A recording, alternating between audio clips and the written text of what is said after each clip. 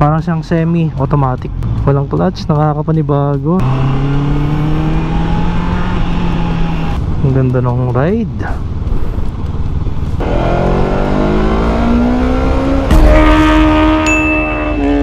So dito tayo ngayon guys sa Honda Safety Driving Center. Mamaya susubukan natin itong mga to, CBR 650R na e-clutch tsaka CB 650R e-clutch. Ito yung all new CB and CBR. Dito meron ditong XADB and Africa Twin. Ito yung bagong Africa Twin na meron na siyang low seat height 820mm, yung dati niya 850, pero may option pa rin na high yung seat height. Yan, sarap subukan ito. Ayun, so dumating na yung mga bikes. Pipili na tayo ngayon. So, choices: NX 500, CL 500, Rebel 500, CBR 500, and Hornet 500. Dito tayo, Hornet 500 F. Tulis na likod, oh.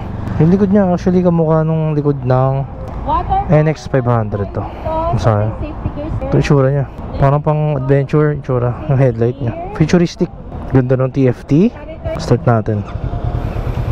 Linaw ng TFT niya guys, kahit direct sunlight.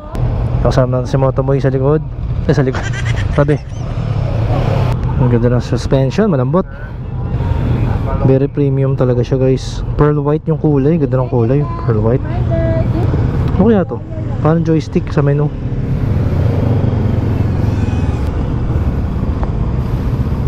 Parang gumaan ha. Very nimble, ganda. Sobrang smooth ng makina. Same engine din yata to guys, pero parang this time parang mas smooth to kaysa dun sa CB500 na first gen, yung first version.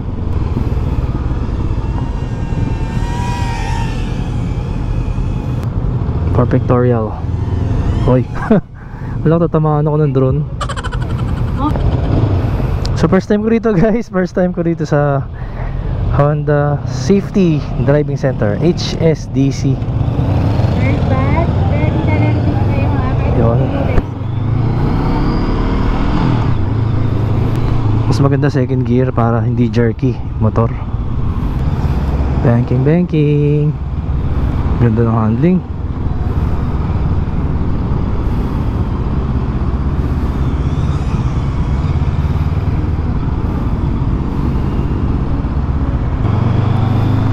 Solid ah, napakagaan pakaramdam.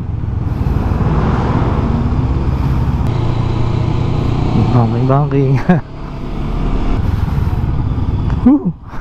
Ang lit nun, lit na ligo.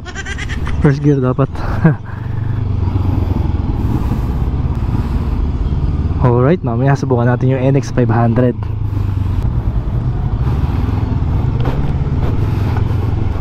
Yun. Ito naman parang square. Yes. Konting banking. Kapit na kapit. Next, change bike na. Change bike po. Again,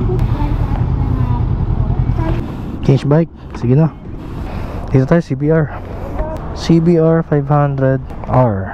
First time ko pala gagamit nito. So ito, hindi na to all new eh. Subukan na natin para nagkaroon tayo ng comparison ng dalawang bikes. Same frame, same engine. Difference lang dito, nagkaroon ng fairings tsaka clip-ons. Clip-ons na siya. So paubayan na natin tong NX500 kay Jeric B kasi gusto niya rin masubukan. Kaya paubayan natin. Ito lang gamitin natin. Yung panel niya same yung sa CB500, CB650R.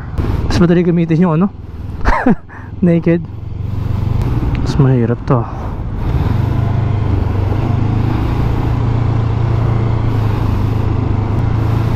So wala kang dito, hindi ka magpapatay ng throttle. Consistent first gear lang talaga. Kailangan smooth throttle inputs.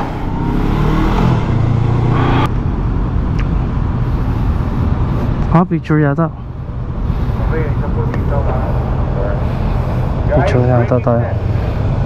Okay, test your brake. One at a time. Balik-lik kayo dito guys ha, after. Braking test, braking test. Braking test.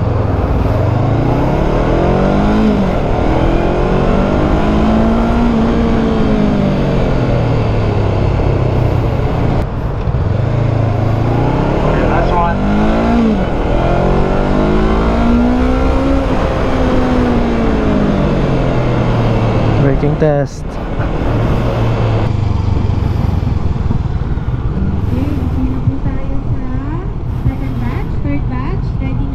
Alright. Sarap, nag-enjoy ako guys. So mamaya try natin yung NX. Baka dinaretso ka sa highway bro. So ito, same headlight pala siya ng Hornet. Slim lang ng itsura oh. Slim, very sexy. Pati yung likod oh. Yung likod niya parang CB 500 yung likod. Parang CB Hornet. Try natin yung seat height nito. Ang laki ng TFT. So medyo mataas na. Taas na siya guys. Tip nail na ako.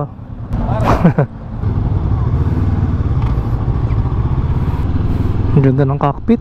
Adventure bike. Ang gaan. Ang ganda ng ride.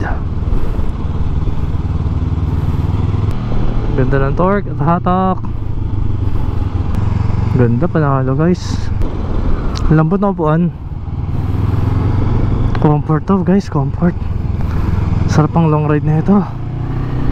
2024 all new NX 500.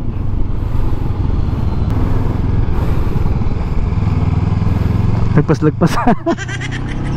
Haba kasi. Big bike naman kasi to.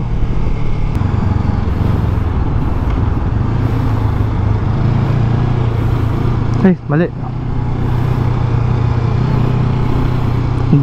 Saan ba ako? Doon. Ayaw ko. Ano pinagagawa ako doon? Layo na kasi na hinahabol natin.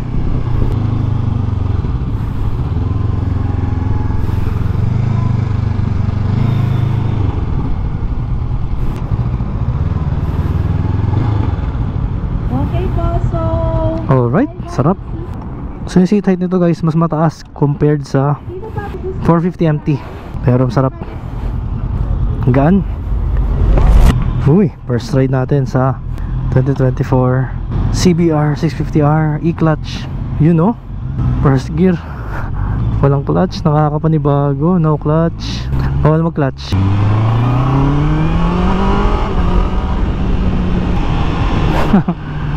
Ang saya, walang clutch. So kahit anong mangyari, hindi mo na kailangan mag-alalay ng clutch. Kahit low speed, si E-clutch na bahala sa'yo.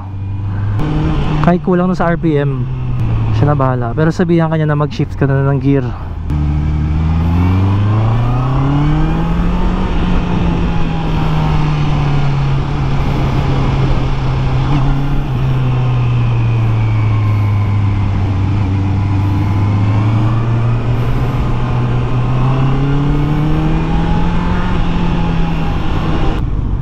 First gear.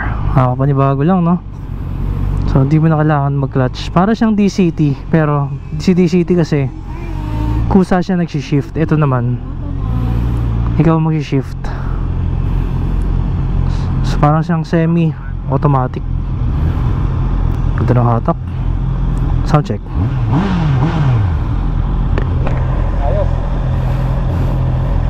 So ito yung tsura niya guys. Tulis na likod. Yung decals niya, colorway niya is HRC colorway. Pares ng Fireblade. So Fireblade inspired talaga to. Same technology, same bike, same performance. Mas mabigat lang to ng mga 5 kilos dahil sa fairings niya. So may testing natin isa. Pero same lang din naman eh. So yung TFT nila, para-pares lang sila lahat. Yung seat nila, same lang din, no? Talagang fairings lang. Sarap guys, sarap ng experience. So soon titingin tayo niyan.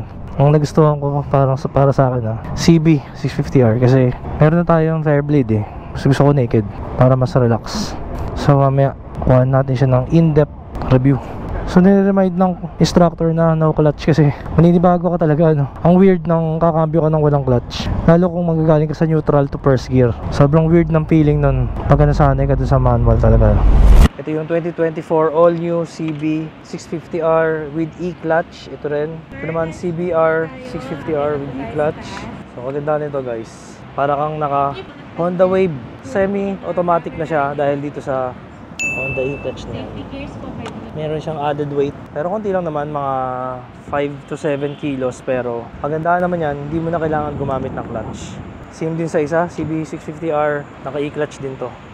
So meron din itong standard variant na walang e-clutch, pero ito yung top of the line na may e-clutch. So yung dagdag na presyo nito is nasa around 50,000 pesos para din sa e-clutch. And maganda rito guys, naka TFT na siya. Sobrang linaw ng TFT niya. Kahit ngayon trick na trick yung araw, nakikita mo pa rin yung display niya, malinaw pa rin. Tapos pag naka e-clutch, always on yung e-clutch dito. Naka default siya, pero pwede mo siyang disable. Tapos pagka hinold mo yung clutch, pag piniga mo, makakapag-shift ka pa din. Basically, pwede ka mag-shift pag umaandar na from neutral, pwede ka mag-shift to first gear nang di siya namamatay yung makina. Same din dito, napaka-pogi, no? Maganda ng TFT display. So mga nabago guys, yung ilaw sa likod, yung tail light, tsaka yung shape niya, mas pointed na, mas sharp na siya. Siyempre, nagkaroon ng e-clutch mechanism dito. Ito, naging compact na, naging parang futuristic na yung garnish nitong CB. Tapos yung headlight niya, same sa CB1000R. So ayan, the rest same naman. Yun din dito sa CBR 650R, nabago yung shape niya. Nagkaroon ng revision, mas naging sharp, mas pumogi. Meron siyang kasamang seat cowl. Yung presyo nito is 524 yung standard, 574 yung e-clutch. Siyempre ito isa mas mahal. Mas mahal na 50k itong CBR. Same engine din, same power, 650cc, inline 4 with 95 horsepower.